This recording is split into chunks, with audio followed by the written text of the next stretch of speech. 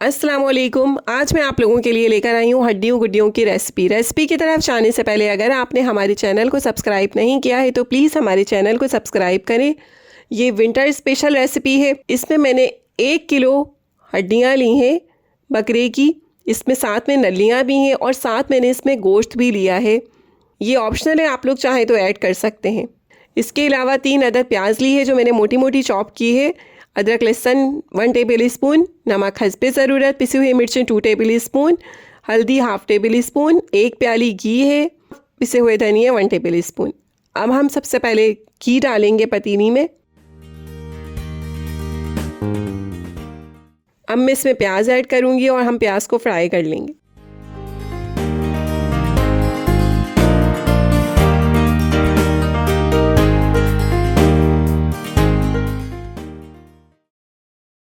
सर्दियों में इसको बना के ज़रूर खाएं, बहुत अच्छी रेसिपी है ये। अब मैं प्याज सेपरेट कर लूँगी। अब प्याज को हम ग्राइंड करेंगे।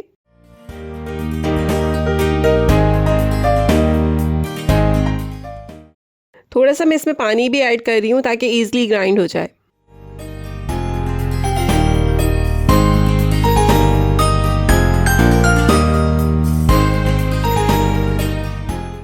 प्याज हमने ग्राइंड कर ली है। अब मैंने पतीली में अदरक लहसुन ऐड किया है और साथ में मैंने हड्डियाँ गुड्डियाँ पूरा और गोश्त भी साथ में ऐड कर दिया है।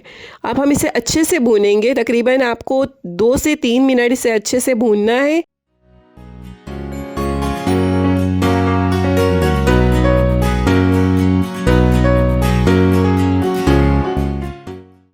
मैंने साथ में प्याज जो मैंने ग्राइंड की थी वो मैंने ऐड कर दी है इसमें। साथ में पिसे हुई मिर्चें, पिसे हुए धनिए, हल्दी और नमक, सब चीज़ें ऐड करने के बाद इसे हम अच्छे से भूनेंगे।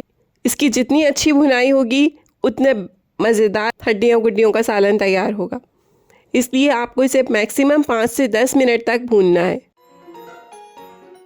अब मैं इसमें पानी ऐड करूँगी।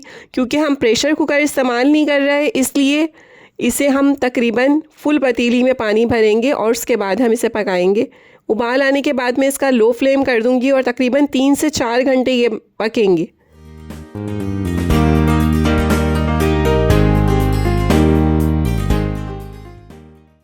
उबाल आ चुका है। अब मैं इसका फ्लेम लो कर दूंगी और इसको 3 से 4 घंटे हम पकाएंगे। और अगर अभी तक आपने यखनी की रेसिपी नहीं देखी है तो ऊपर लिंक पे क्लिक करके देख सकते हैं आप लोग।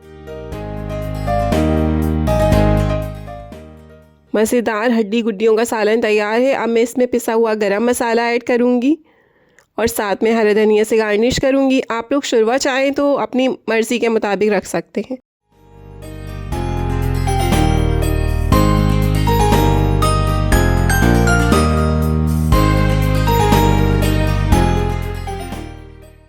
मज़ेदार हड्डी गुड्डियों का सालन तैयार है। इस रेसिपी को आप लोग ज़रूर ट्राई कीजिएगा और हमें कमेंट सेक्शन में बताना नहीं भूलिएगा कि आपको कैसी लगी। Thank you. अल्लाह हाफिज़।